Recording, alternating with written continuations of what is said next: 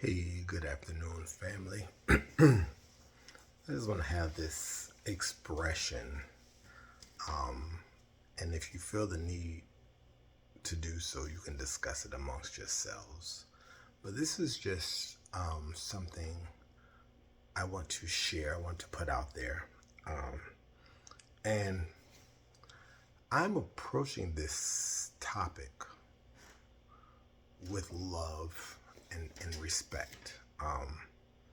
There's no malice, no ill intent, no disrespect in what I'm about to say. This is just to get people to just think about things, because a lot of people follow stuff, or they'll hear,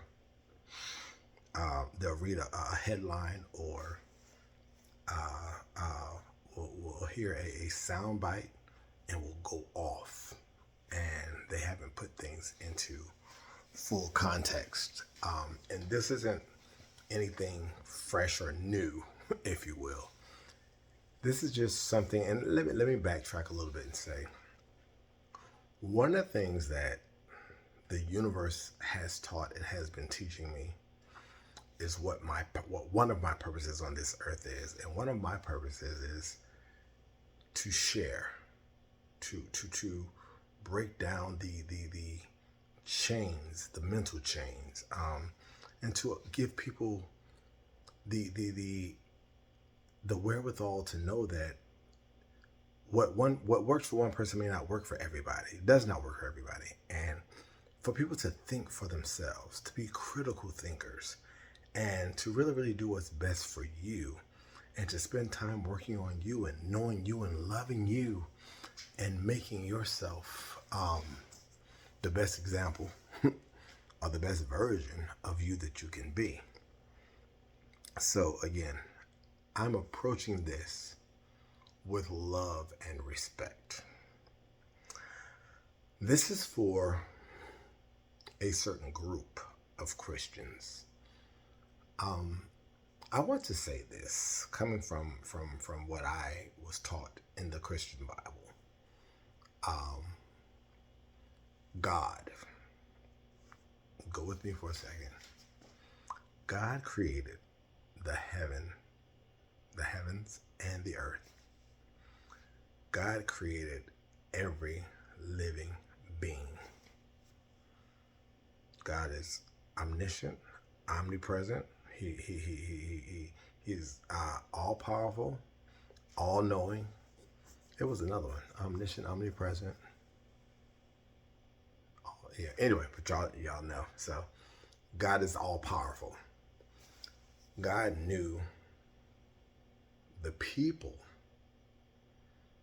He knew who they would be. He knew their beginning and their end before they were even formed in their mother's wombs. He created the angels. He created life. He knows the number of hairs on your head, or in my case, in your face. And God has the power. They say God is sovereign. God has the power to do whatever God chooses to do. Now, as a being who made me, who created me, who knows me, God knows what it takes to draw me. If there's drawing that is needed, I'm going by the principles I've learned in the church. And I want to, I don't just want to, I three quotes I want to start off with, are three scriptures. One, Galatians 2:16 says, a man is not justified by observing the law, but by faith in Jesus Christ. That's Galatians 2:16. Another scripture, you see I'm out of practice, but Titus 3:15 says, he saved us not because of righteous things we had done, but because of his mercy. That's Titus 3:15. And one of my favorite ones on this topic, Ephesians 2, verses 8 and 9. For it is by grace you have been saved through faith. And this is not from yourselves.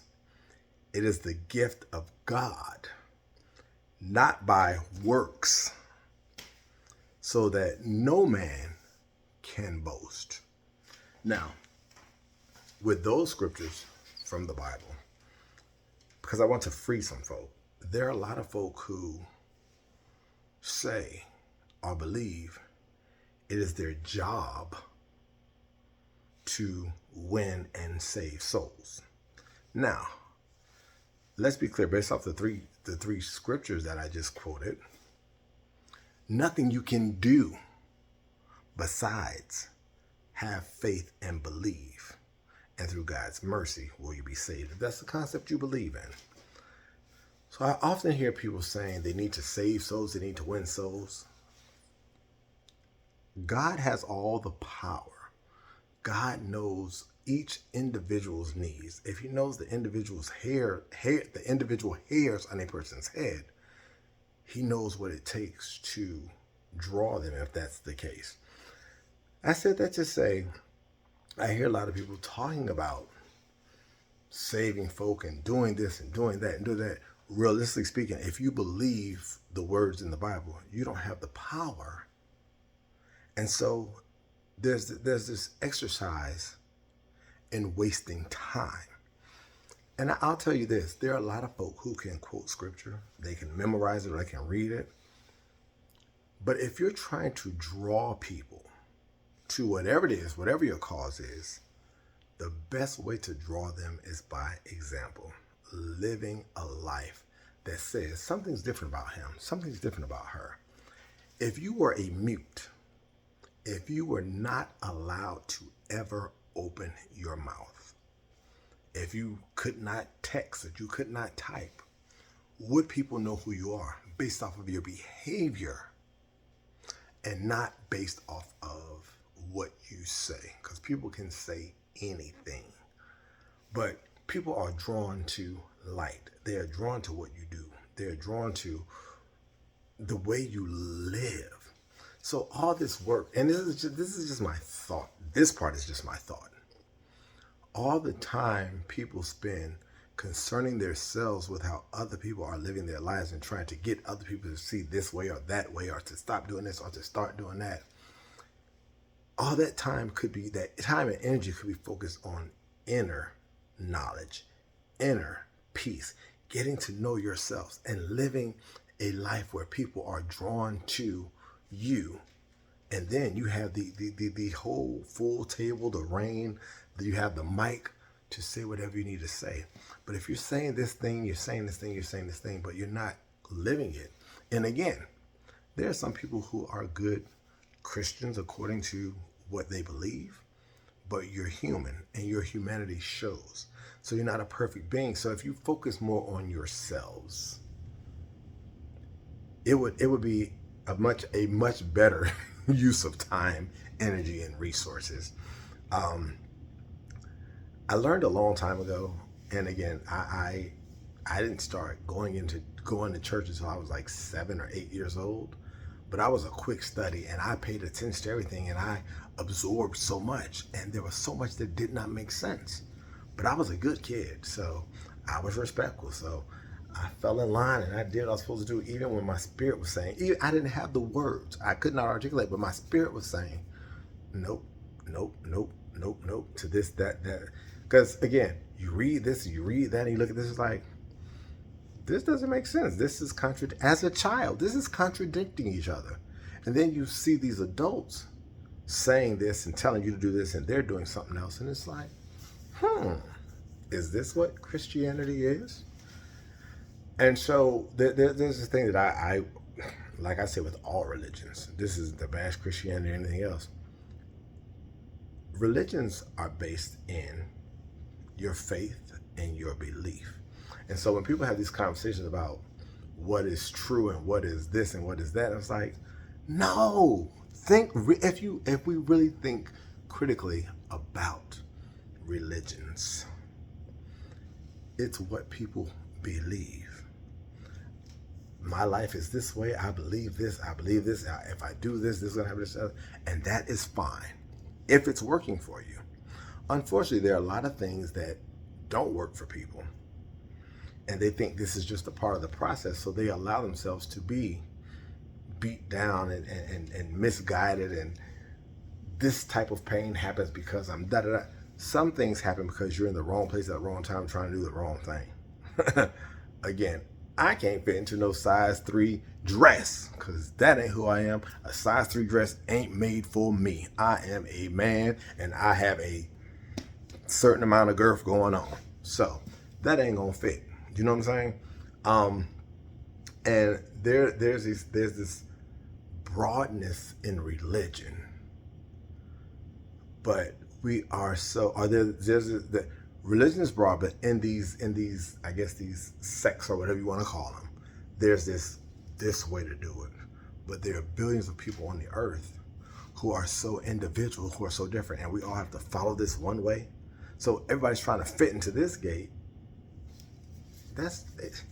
It sounds good that if I do, and I've got to get myself together, and I got to fit through this thing to get to eternal life.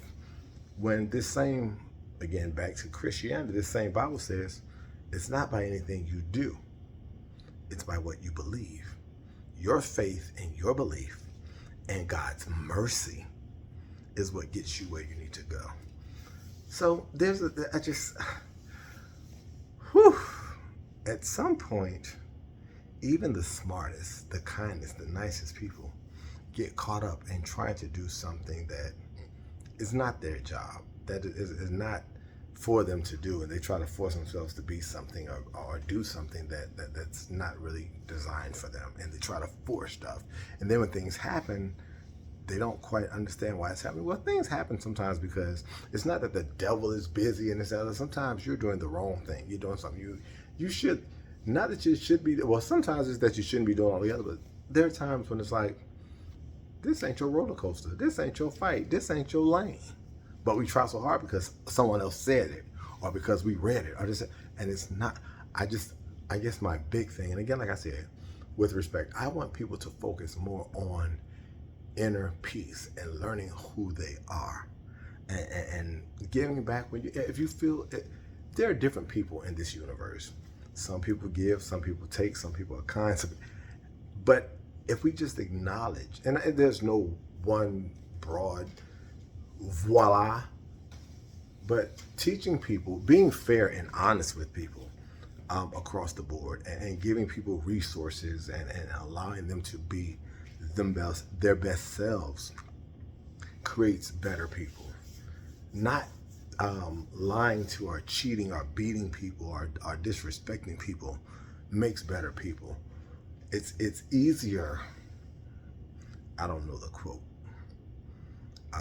but it's easier to shape children than to try to undo the harm and hurt of adults.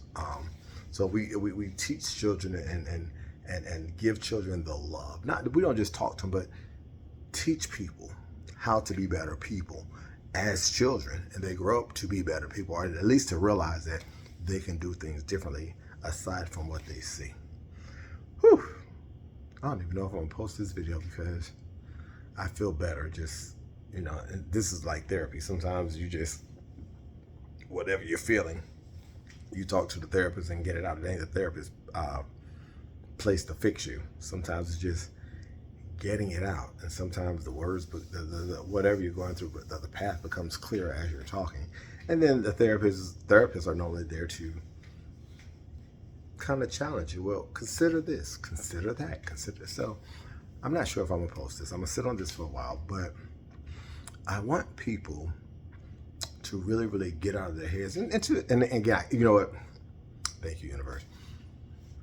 I was allowed to challenge authority in the sense of, if it doesn't make sense, let's talk about it. Not being disrespectful, and there were certain things that there was a no-go. I had to clean my room. I had to wash this. There's no negotiating on that. You have to do this. But my parents allowed me, and my siblings, they never shut me down. When I had questions, they answered my questions. Even if they said something silly first time, say, go somewhere and sit down with them, and they come back to me and have a conversation with me. And so I've always felt comfortable expressing myself. And when things don't make sense, I've never been forced to just accept it. It's like, that sounds good. But my spirit has a bubbly that says, and that may be good for you. That may be true for you. It ain't true for me. And so that means it ain't true for everybody else. So this one way situation gets a lot of people caught up. And again, I wish people would focus more on being the best version of themselves as opposed to trying to be a servant of God. Because again, you don't have any power. If you're a human, just like anybody else. You may be striving for this and other, but you're a human. And this is the thing, whether we're talking about preaching or teaching or even the book itself, and we say, God inspired these people, this and the third.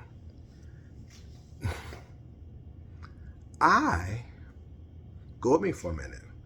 This all-knowing, all-powerful God who can at any moment give you life, take your life, change your life, and going to put what I trust in flawed humans to get my message across.